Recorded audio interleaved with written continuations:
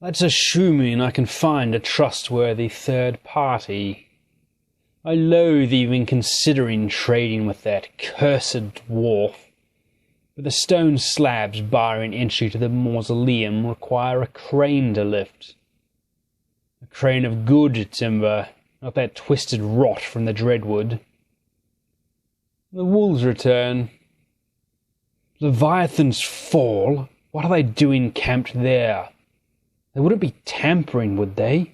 Fool! There's a wizard blocking my sight! Curse my occupied mind! I must make haste. Gather the pack. I've been studying these scoured plains for years.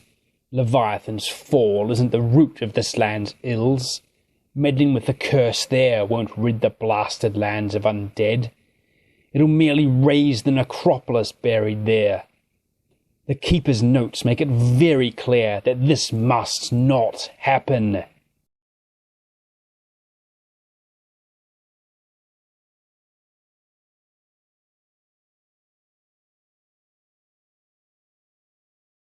Archmage, the undead forces have been spotted. They will be here shortly. Ill news, Lord Rychard. They're here too soon.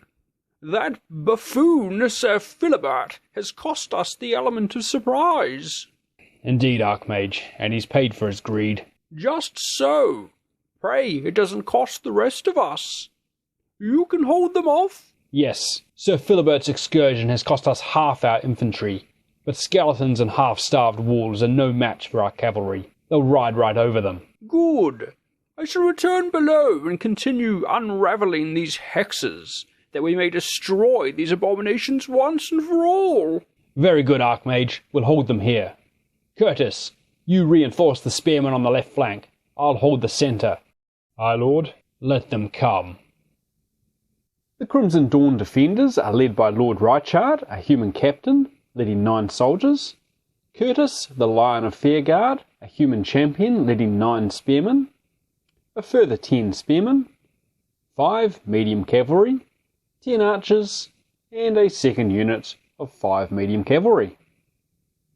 The undead forces are once again led by Moxis the Reanimator, a level 2 spellcaster with Fireball and Reanimate, and his apprentice Gangrenous Hex, a level 1 spellcaster with Reanimate. Joining them are the Wickerwood Champion, leading the Wickerwood Soldiers, the Wormreach Champion, leading the Wormreach Spears. We have 6 archers, the Wormreach Hunters, 6 more skeleton archers, the Wickerwood Arrows, and 2 units of 10 wolves, the Shadowpelt and Darkmaw. So the board is set up and the army is deployed. The undead forces must push forward against the forces of the Crimson Dawn.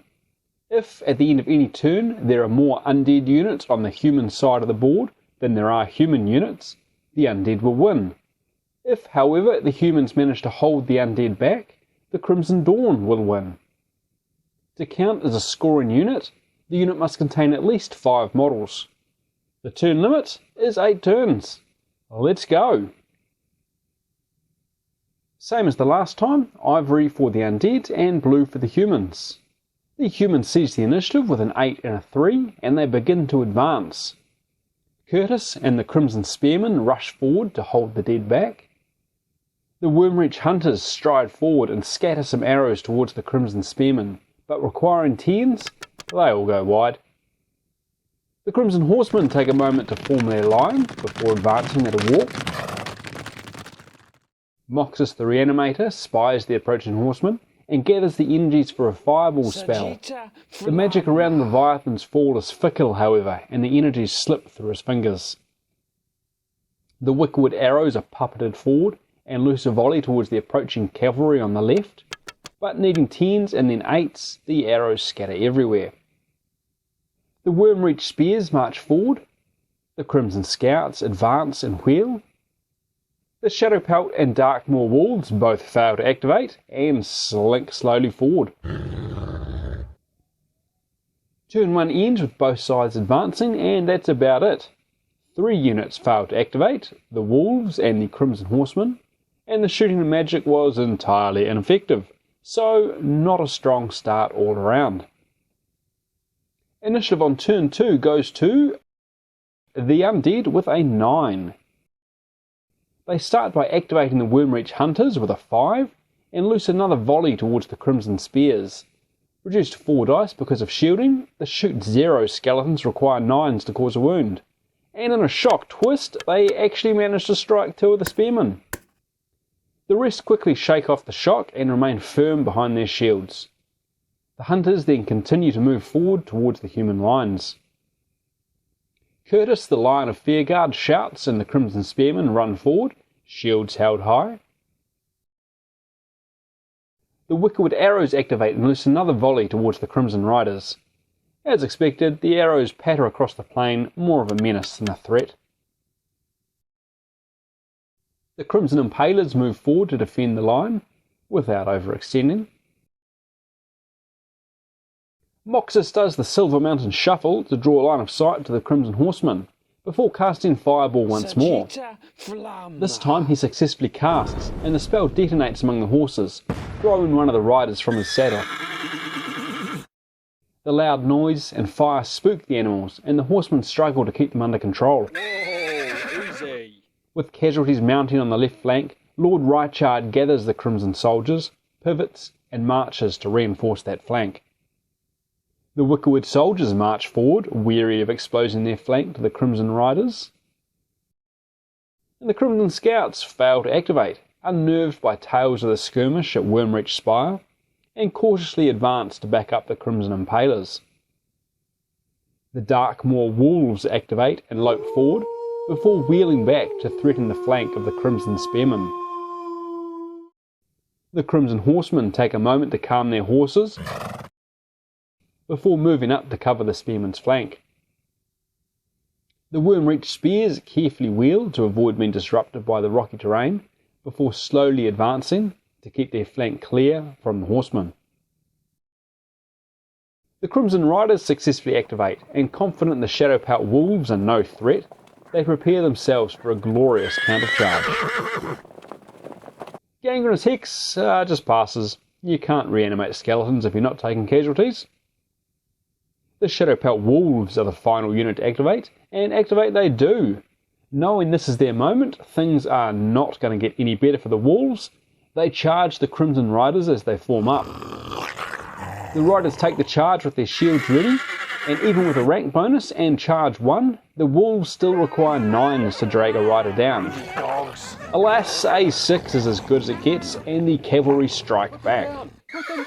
At fight 2, they require 6s to wound the wolves, and one of the riders spits a wolf with his spear as flailing hooves keep the rest of the predators back. The wolves panic and begin to back away from the rearing horses. At the end of turn 2, we've seen our first clash. The wolves came off second best and are now in a very awkward position, but the undead shooting and magic are starting to have an effect. Now, Crimson Riders, charge! Initiative on turn 3 goes to the Undead with a 9. Those wolves are dead already, they just don't realise it, so in a more reckless move, the Wormreach Spears activate. They wheel and just get into range to hit the cavalry before they can activate. The horsemen defend themselves, reducing the skeleton's dice to 4, including the champion dice. Hold them back! Needing 8s, the horsemen dance away from the skeleton's points before striking back. Fight 3, and defense 9, results in 3 skeletons being smashed to bits with hoof and spear, and a further skeleton being trampled as the Crimson Horsemen drive the Wormreach Spears back. The charge is sounded, and the Crimson Riders urge their mounts to run down the disordered wolves, but the smell of the predators has spooked the horses and they refuse to obey, rearing and whinnying. The Shadowpelt Wolves realise the desperate spot they're in.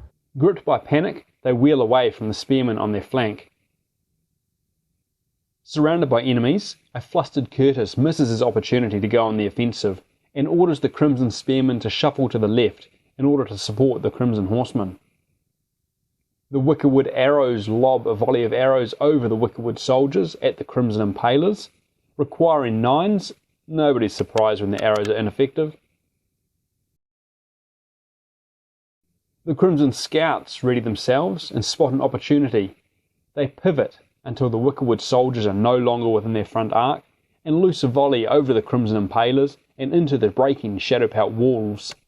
With Shoot 2 on Defence 8, 2 Wolves fall to the hail of shafts, and the remaining pack turn and flee, tails between their legs. The Wickerwood soldiers, uncaring of the fate of their living compatriots, advance relentlessly into the spears of the Crimson Impalers. Shields raised to meet them, the spearmen reduce the skeletons' dice to 4, including the champion dice, as the Wickerwood champion leads the charge. Fight 4 against Defence 9 results in 2 spearmen falling, the Wickerwood champion failing to live up to his reputation, and the Impalers strike down 1 skeleton in return. The spearmen remain in good order, as the skeletons force them to regroup 6 inches away. Lord Reichard wheels the Crimson soldiers and marches them forward to close the gap opened for him by Curtis and the Crimson Spearmen. Gangrenous Hex activates and casts Reanimate on the Wickerwood soldiers, but the fluctuating weave of magic dissolves in his skeletal hands. Moxis the Reanimator is up next, but distracted by thoughts of that blasted dwarf prince, he forgets what he should be doing for a moment and misses the opportunity to fireball the horsemen. The Wormreach Hunters, however, are on point and loose a point-blank scattering of arrows at the Crimson Spearmen. Most arrows bounce harmlessly off their shields, but one sails under and pierces a spearman's ankle, taking him from the fight. Unsurprisingly, the spearmen hold their nerve and the Wormreach Hunters back away, making room for the wolves. The Darkmoor wolves smell blood, and lining up around the woods, charge the Crimson Spearmen. They get no charge bonus, however. They're charging spears in the front, which seems to be a bit of a habit for the Darkmoor. So, Fight 2 on Defence 9 results in no hits against the shielding unit. Curtis and the Spearmen strike back. Fight 1 against Defence 8, only a single wolf is skewered as the Spearmen hold the line. The wolves remain ready to fight as they back away, just outside of the reach of the spears. That ends turn 3. That was a terrible turn all round. The Undead suffered badly, losing a unit and doing virtually nothing in return. But it could have been so much worse for them had the human heavy hitters activated. At all. Moxis was very lucky there. Hold them back, lads. We have to buy the Archmage time. Initiative on turn 4 goes to nobody. Try again. To the Undead with an 8. The Wickerwood soldiers take the lead. In another reckless move, they wheel and slam into the flank of the Crimson Riders before they can form to charge. This has the potential to end really well or really badly. But you'll never really know because some flipping dickhead didn't press the record button on the dice cam, did he? Idiot. With Fight 4 on Defence 12, 2 of the riders are dragged down by the skeletal assault, and a 2 dice Fight 3 attack back results in a single skeleton falling in return. Unready for the ferocity of the attack, the Crimson Riders fall into disorder as the skeletons step back and redress their lines. On the human left flank, the Crimson Horsemen spur their horses and launch into the Wormreach skeletons, spears held before them. With Fight 5 on Defence 9, an absolute disaster of a roll sees only a single skeleton trampled. The skeletons, infused with Moxis' will, catch the horsemen on their spear tips, using their own momentum against them. Fight 3 against Defence 12 sees 3 of the Crimson Horsemen skewered. The remaining cavalrymen's morale wavers as the skeleton spearmen force them back. Thankfully, I got that one on camera. The Wormreach Hunters fail to activate and loose an even more ragged volley than usual at the Crimson Spearmen. Needing 10s? No surprises when there's no effect. The Crimson Spears charge forward under their shields, barely, and slam into the Darkmoor wolves. Curtis lays about himself, and with Fight 2 on Defence 8, 3 wolves are slain. 2 2 hits on the champion dice. The wolves, however, are ready for the spearmen. Fight 1 versus defense 9 results in 2 of the men being dragged down and savaged by the canines. However, with a shout of victory, Curtis the lion drives the wolves back, yelping in fear, and the human lions reform in good order. The flight of the wolves forces the Wormreach hunters to give ground as the wolves reform before them. Gangrenous Hex activates, and riding the swelling waves of magic casts a powerful reanimate, restoring 2 skeleton soldiers to unlife and the Wickerwood soldiers to full strength. The Crimson Impalers lunge forward with a shout, hitting the flank of the Wickerwood soldiers. But in a blur of bronze and bone, the Wickerwood champion is there to meet them. Fight 3 against defense 10 results in another appalling roll, and only a single skeleton is shattered under the flank assault. While the appearance of the champion stifles the men's attack, they avoid the skeleton's blade, and his 3 dice fight to attack is beaten off with broad human shields. The spearmen back off and encourage the Crimson Scouts to hit the skeletons in the rear. Get in there, their champion's nothing. Moxis activates and pivots to face the left flank. Spying the disordered cavalry, he grasps the strengthening magical weave and launches a fireball towards the Crimson Riders. The spell detonates wide of the target, and the riders' armour and shields protect them from the blast. Oh, easy. Lord Reichard and his soldiers prepare to move up and support Curtis and the spearmen. But, afflicted with the same unease that appears to have gripped the human ranks, he fails to activate. Mighty big teeth. Curtis looks like he's got the front in order, so Lord Reichard wheels to reinforce the far left flank. The Wickerwood arrows launch another ragged volley towards the shaken Crimson Riders.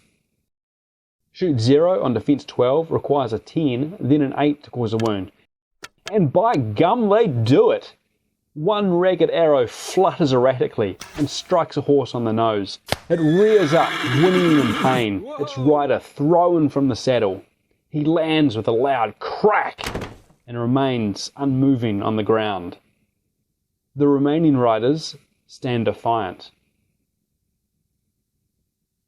The Crimson Scouts activate with a 5 and loose a close-range volley into the rear of the Wickerwood soldiers. Shoot 3 versus defense 9 results in 3 hits, though only a single skeleton drops due to the Undead rule. They begin to advance on the skeletons, but the positioning of the Crimson Impalers and the presence of the Wickerwood champion causes them to second-guess themselves, and they instead pivot to a better position. You're right, let's leave this to the Impalers. At the end of turn 4, the game took a big swing in Moxis' favour. A couple of very lucky combats against the medium cavalry dramatically shifted the balance of power, and the big blocks of skeletons are still very healthy. Order of activation in the next turn is going to be very interesting. Easy, girl, easy. Initiative on turn 5 goes to the Undead with a 9. With 3 rather important activations on the battlefield this turn, the Undead start with the Wickerwood soldiers.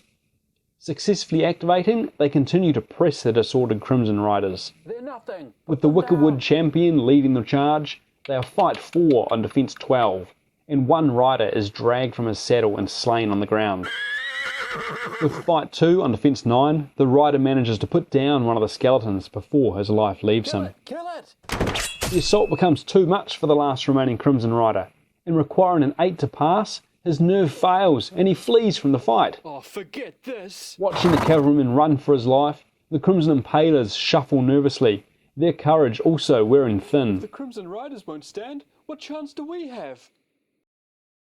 Suddenly looking very thin on the ground, the Crimson Dawn will activate the disordered Crimson Impalers before a stray arrow or fireball sends them packing. Stand firm, man. You're an impaler. Needing 6+, they rally and pivot to prepare for the inevitable skeleton assault. Almost forgetting the dice cam again, the Wormreach spears activate, wheel backwards, and then advance into the flank of the Crimson Spearmen. Curtis the Lion pushes his way to the flank to hold off the undead assault. Oh, it's alright, lads. Oh, I've got With this the one. Wormreach champion in fight 4 against defense 10, the skeletal spearmen hit like a storm, spears striking like bolts of lightning. 5 hits, 2 from the champion dice, is enough to cut down the Crimson Spearman to the last. But the Lion of Fearguard doesn't go down without a fight. His sword shears spear shafts and rends battered shields, returning 3 skeletons to earth, before an ancient spearhead punctures through his neck and he sinks to his knees. With a final burst of strength, he crushes another skeleton with a shield, before finally succumbing to the rising and falling of skeletal spears. With a cry, Lord Reichard leads his men forward, charging into the Wormreach spears, who receive the men on their front arc. With fight 3 against defence 9, only a single skeleton is struck down, the men frightened by Curtis's fate, rather than inspired by his heroism. The skeletons continue their attack. Fight 1 against defence 9 sees 1 soldier fall in return, before both sides back up and reset their lines. Witnessing the bloodshed, the Darkmoor wolves rally, ready to fight once more, and begin to prowl around the Crimson soldiers. The Crimson Scouts wheel backwards in an effort to concentrate on the Crimson Dawn's left flank, and while they cannot see the wolves behind the woods, they can launch a volley to further weaken the Wormreach spears. Shoot 2 on defence 9 results in another 3 hits, and one of the skeleton spearmen goes down, removing their rank bonus. The Wormreach hunters activate and loose another ragged volley over the Darkmoor wolves. The rear of the Crimson soldiers is exposed, and with a full 5 dice, shoot 0 against defence 9, a 10 will cause a soldier to fall. The rest of the unit is more concerned with the skeletons before them than behind. The final human unit to activate is the last remaining Crimson Horseman, and while outside of command range, he successfully activates with 2 dice. No longer disordered, he advances to a position where he can threaten the Wormreach spear's rear, but isn't in Moxis' sight to cop a fireball. Speaking of which, Moxis is up next. As a unit of 1, he uses the Horseman's activation to pivot on the spot, then activates. He shuffles forward until he's within 3 inches of the Wormreach hunters, and then casts Reanimate on the Wormreach spears, using the fire overall to draw a line of sight. However, the shifting magical weave eludes him once more. Truly, this place is cursed. The Wickerwood arrows are up next, and they loosen to the front of the Crimson Impalers in the distance. Shoot 0 against defence 9 results in another model falling to a stray arrow. We may have just found skeletal marksmen. The Crimson Impalers remain steady despite their previous nerves, and the Wickerwood arrows march forward, ready to contest the objective. Gangrenous Hex fails to activate and stares off into the distance. At the end of turn 5, there was a huge turn for the Undead. Removing 2 human units from the board has left them in a very advantageous position, and the Crimson Dawn will have to work very hard to recover. You bastards will pay. Initiative on turn 6 will go to the humans with a 7, about time. The Crimson Dawn will start with the Crimson Impalers. They activate with a 9, and as they are in the rear arc of the Wickerwood soldiers, they're just going to slam right on in there. Nothing. Put them down. The Wickerwood champion will make his way to the rear to fight alone. The fight 3 on defence 10 results in 2 skeletons being smashed to pieces. The Wickerwood champion has warmed up though, and with fight 2 against defence 9, he's able to cause up to 3 hits. However, that 10 on the champion dice allows him to target the enemy officer. The downside being he must apply both of the hits generated to the one model. The combat is even. No more skeletons fall, but the Impalers must make a morale check with only a single die, as they no longer have an officer. But they're fine. Both sides move back 1 inch. The Undead start with the Darkmoor wolves, who successfully activate. They wheel on the front corner, and because they are in the rear arc of the Crimson soldiers, they'll move into the rear of that unit, where the wolves are supposed to be used. Lord Reichard will move to the rear to fight alone. Fight 3 against defence 10 results in a whiff. Nothing. Lord Reichard fights back. With fight 2 against defence 8, he cuts down one of the monstrous wolves. Surprised by the sting at the back of the unit, the wolves panic and Lord Reichard drives them back. Get out, you mangy mutts. The last Crimson Horseman is just out of command range, and so successfully activates with only 2 dice. He yanks his reins to the right and spurs into the rear of the Wormreach Spearman. The Wormreach champion moves to meet him. Sidestepping, the horseman lays about himself with the butt of his banner and the flailing hooves of his mount. Fight 7 against defense 10 results in 3 skeletons dropping before his assault. With fight 2 against defense 12, the Wormreach champion requires a 10 to spare the rider. But the horseman is too nimble and dances around the champion's spear tip, laying another skeleton low and grinding bones beneath his mount's hooves before calmly extricating himself from the remaining skeletons. The Wormreach hunters activate, and once more they let fly with a scattering of arrows into the Crimson soldier's rear. With shoot 0 once again, a single soldier falls to the skeleton's volley. The remaining soldiers remain unconcerned. The hunters then march forward to continue to pressure the objective. The last of the Crimson Dawn forces to activate are the scouts. They fail to activate and release a slightly tattered volley into the slightly tattered Darkmoor walls. Shoot 2 against defense 8 cuts down 3 of the walls. Man, if they'd successfully activated, they would have got all 5. With a -5 modifier, the Darkmoor wolves require a 10 to stick around, and they are having none of that. It's time for them to go home. Moxis is up next, 2 dice, requiring 5s, and he casts Reanimate on the Wormreach spears, restoring 1 of the fallen skeletons. Gangrenous Hex follows suit, successfully activating and reanimating a further spear skeleton. The Wickerwood arrows are the final unit to activate, and they successfully do so. They loose another volley into the Crimson Impalers, and the jammy buggers manage to get another hit. With no officer to help steady the unit, the Crimson Impalers begin to lose their nerve. The Wickerwood arrows shuffle sideways to better line up on the flank of the Crimson Impalers. At the end of turn 6, things are very desperate for the Crimson Dawn forces. They are down to 1 scoring unit on their side of the table and are quickly becoming overwhelmed. Horseman, you're the hammer, we're the anvil. Initiative on turn 7 goes to the Crimson Dawn with a 9. Lord Reichard notes the remaining horsemen are still within shouting distance and attempts to lead a charge, but his men are having none of it. The unit fails to activate again. Time to get out of here, Lord. I think Sir Philibert took all the reliable forces when he went looking for loot. Unable to inspire a charge, Lord Reichard backs up his soldiers to at least block the undead advance. The Wickwood arrows eye up the Crimson Impalers yet again, loosing all of their arrows into the dirt in front of the spearmen. That's more like it. That's what we expect from skeleton archers. They then charge forward into the spearmen. Fight 1 against defense 9, they manage to beat one of the spearmen into submission. The spearmen get 1 dice back.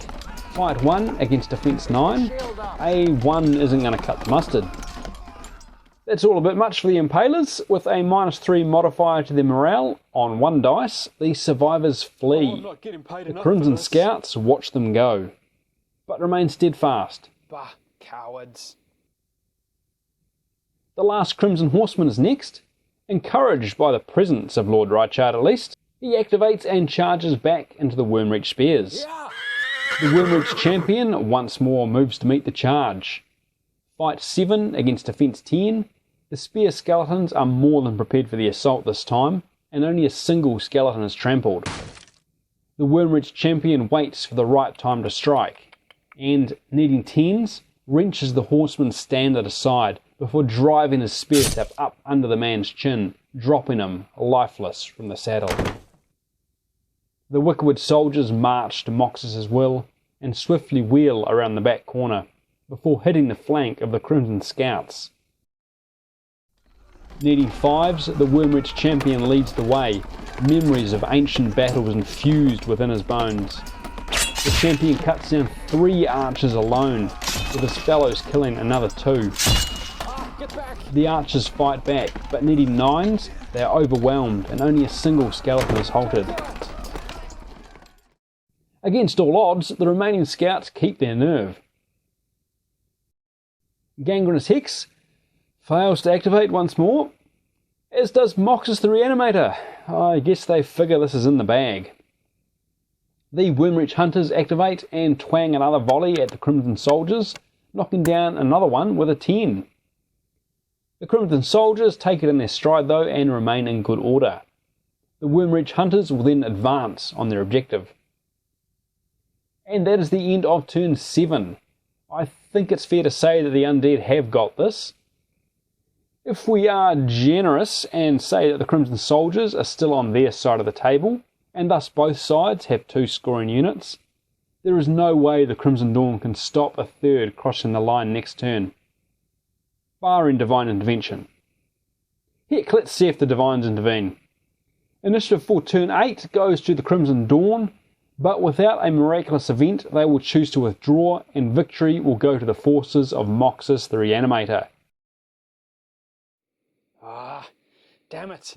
Fall back to the caverns. No wizard. The tattered remnants of this ragtag band fled into the caverns below. I assume that's where we'll find our absent spellcaster. Gideon, recover what you can up here. Come, my silent companions, let us venture into the dark. Hey, Moxis won a game! Woohoo! About time. Primarily down to the poor activation rolls of the Crimson Dawn forces, and some very lucky combats, but that's just the way the dice roll.